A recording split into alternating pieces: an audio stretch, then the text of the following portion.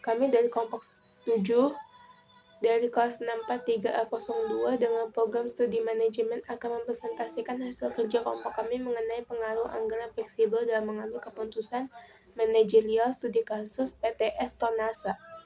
Sebelumnya, perkenalkan nama saya Mesya Kamila dengan NIM 64232718. Perkenalkan, nama saya Anissa Amelia Putri, NIM 64231260, kelas 643A02.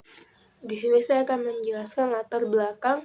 Kontinuitas hidup perusahaan secara teoritis sangat ditentukan oleh kemampuan perusahaan untuk memperoleh laba yang optimal.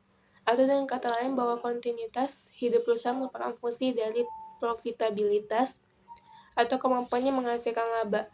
Hal ini tentu saja membutuhkan perencanaan dan pengendalian operasional yang sistematis. Salah satu bentuk dari upaya perencanaan yang sekaligus dapat digunakan sebagai alat pengendalian khususnya terhadap biaya produksi adalah anggaran. Dalam anggaran ditentukan terlebih dahulu jumlah atau besarnya biaya yang diperkirakan akan terjadi dari masing-masing kegiatan perusahaan yang akan dilaksanakan di masa yang akan datang. Kegunaan anggaran sebagai alat pengendalian terhadap biaya produksi sangat dirasakan manfaatnya, sehingga anggaran, dalam hal ini anggaran biaya produksi, semakin banyak digunakan oleh berbagai organisasi, baik profit maupun non-profit. Dalam anggaran biaya produksi terdapat biaya seperti biaya bahan baku, biaya tenaga kerja, dan biaya operasi pabrik yang berhubungan dengan pengawasan dan pengendalian biaya produksi yang dikeluarkan perusahaan.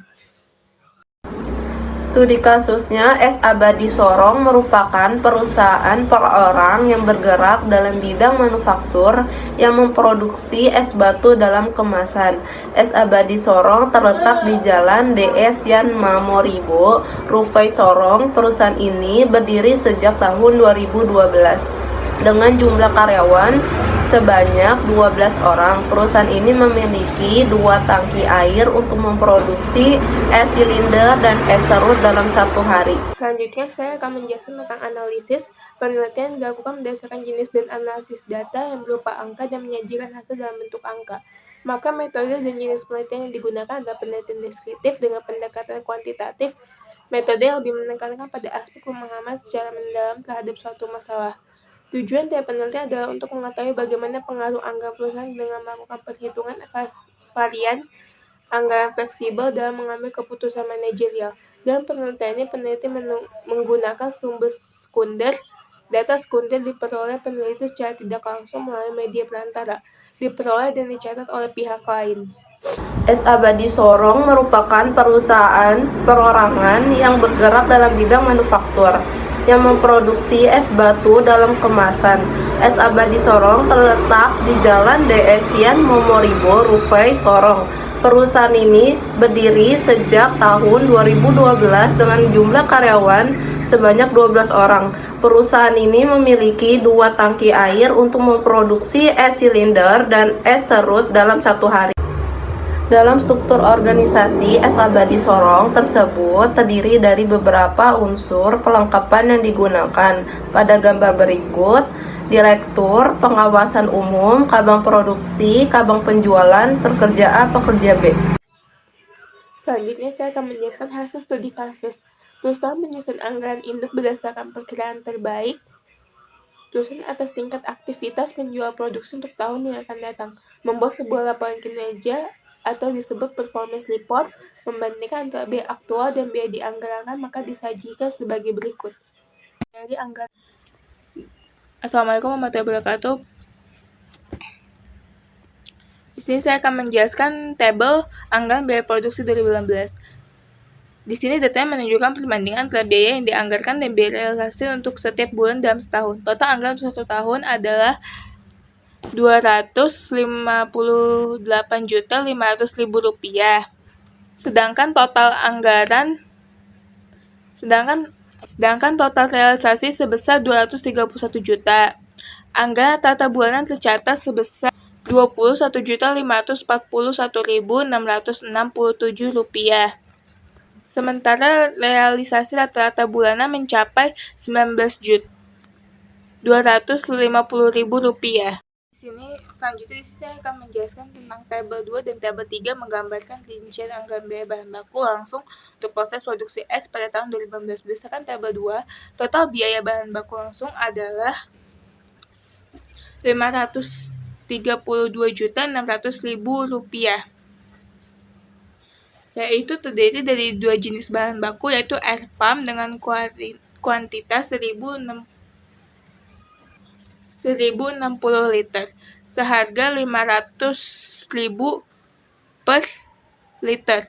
Totalnya 530 juta, dan kantong plastik dengan kuantitas 130 unit seharga Rp20.000 per unit. Totalnya Rp2.600.000. Anggaran ini menghasilkan rasio biaya bahan baku langsung terhadap total anggaran 1 tahun sebesar Rp2.6.034,9. Cara menghitungnya, total biaya bahan baku dibagi total anggaran 1 tahun. Total biaya bahan bakunya Rp532.600.000 dibagi Rp258.500.000 sama dengan Rp2.060.349. Selain itu, tabel 3 menunjukkan skenario perbandingan jika kualitas produksi ditingkatkan. Kuantitas bahan baku air pump meningkat menjadi 1.800 liter dengan total biaya Rp900 juta, sementara kuantitas kantong plastik menjadi 126 unit dengan total biaya Rp2.520.000. Dengan perubahan ini, total biaya bahan baku langsung meningkat menjadi Rp902.520.000. Analisis ini menunjukkan bahwa peningkatan kualitas dan kuantitas produksi berimplikasi pada kenaikan biaya bahan baku langsung secara signifikan. Kendali dalam mengambil keputusan dapat menggunakan anggaran sebagai tolak ukur dalam evaluasi kinerja.